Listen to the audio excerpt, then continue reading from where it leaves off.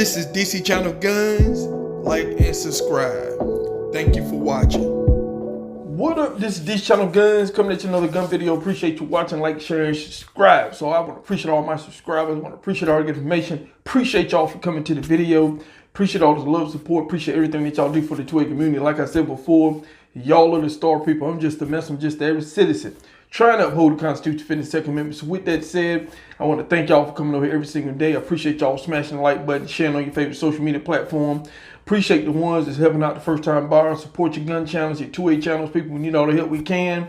And also, I want to appreciate the ones following me on Gun Streamer. Appreciate the ones that's pretty much following me on TikTok, doing a little something over there.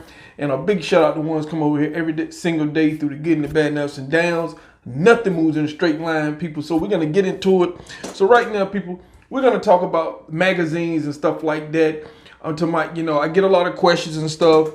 And, when it comes to magazines, people, one question I get, how do you keep your magazine or store them or whatever the case may be?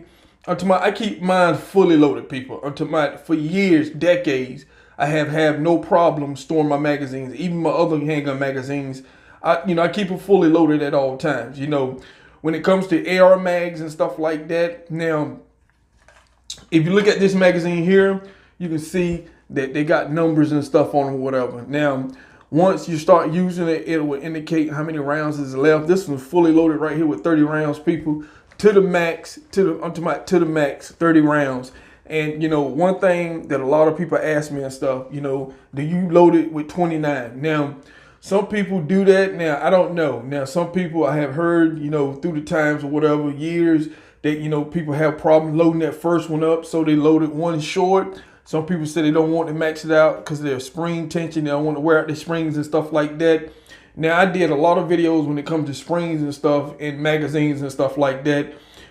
These magazines are designed, people. They are curled at a certain point.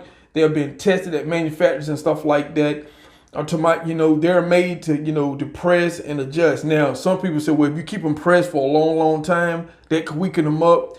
There have been so many tests out there, people. I guess it's hit or miss. I have never had no problems. I had magazines that has been loaded for years and shot them in springs.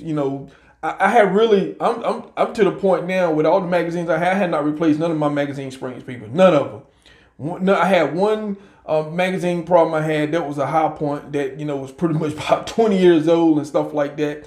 But I don't know the quality of their springs. But most of these, you have P mags and Glock mags, and a lot of manufacturers use some great springs. A lot of the springs come from the same manufacturer when it comes to a lot of these magazine springs. Some could be different and stuff. But I have looked at all of them. They're pretty much from different brands of firearms. They're pretty much curled at the same point. They're identical, people. They might use some type of different spring that could make that difference and everything. But I load my magazines fully loaded, handguns and everything. If I need to use something, you don't have time to be sitting around trying to load magazines and stuff like that. So I keep mine fully loaded. I never really adopt the notion that I'm going to have one missing or whatever. They all maxed out as much as I possibly can. So that's what I do with my magazines. Even when it comes to these, they don't have a witness hole or nothing like that. They got this little hole here to let you know when you're getting really low. But you can't see that because that's going to be, up in your AR or something, AR pistol. So you won't be able to see that. That's the only witness hole that these have, like these GI mag type PSA Palmetto State Armory. But far as that, that's the only hole it has. And this is not even really a witness hole to tell you how many rounds you got. I guess you can look at it to see any rounds and stuff in it, but you can't really tell. But, by, looking on the top and everything. But that's it.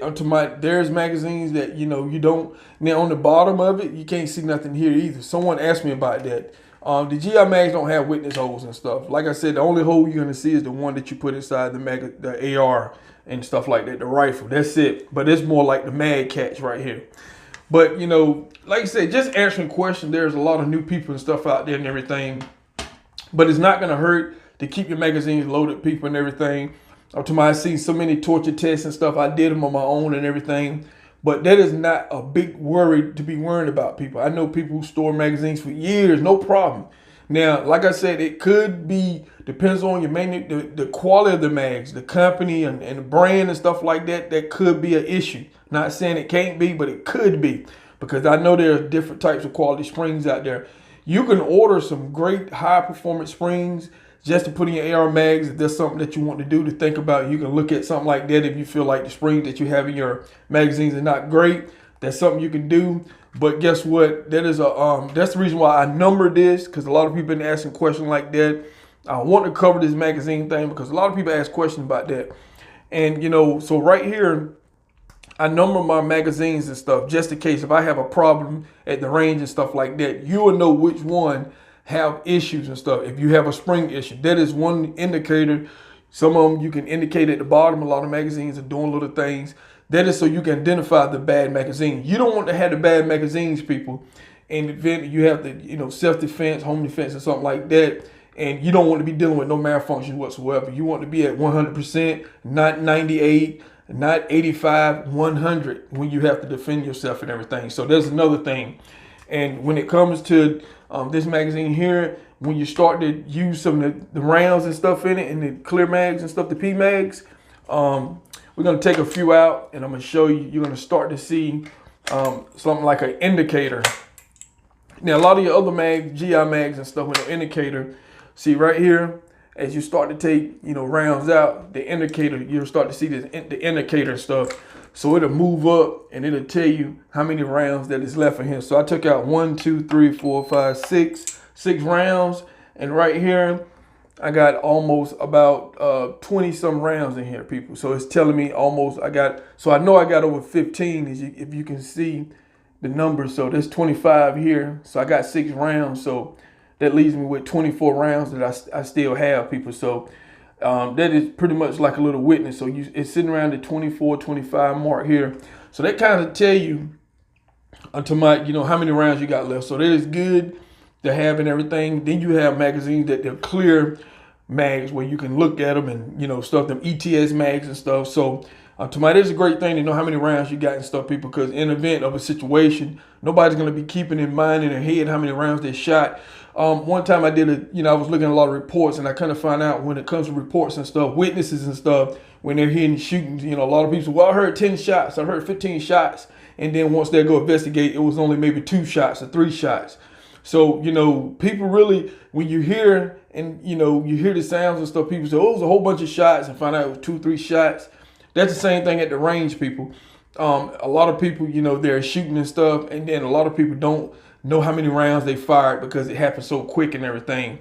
So, that's the reason why, you always check your firearm and stuff, check your magazine, make sure when you're clearing it and stuff, make sure it ain't loaded and everything when you're at the range and stuff, because nobody really keep up the round count. And if you're in a self-defense situation, you're not going to keep up the rounds either. Now, some people do. That's why a lot of times when I'm at the range, I might load 5 in the magazine. So I just want to float through a whole bunch of them at one time and just focus and concentrate on aiming and stuff like that. But, in an event emergency situation, some of this stuff might help you out, people, to have a witness, a witness hole or something to see how many rounds you got left. Because in the event that you have to use your firearm and stuff, you never know how many you're going to use. You ain't going to be keeping up with it and stuff like that. So that is some just food for thought out there, some information to a lot of people that's coming into the 2A community, just asking a whole bunch of questions. So trying to cover in a short period of time. I could be talking a little fast for some and everything, but don't want to make this video too long. So just want to talk about that a little bit. This is DC Channel Guns, and I'll catch you on the next one. This is DC Channel Guns. Like and subscribe. Thank you for watching.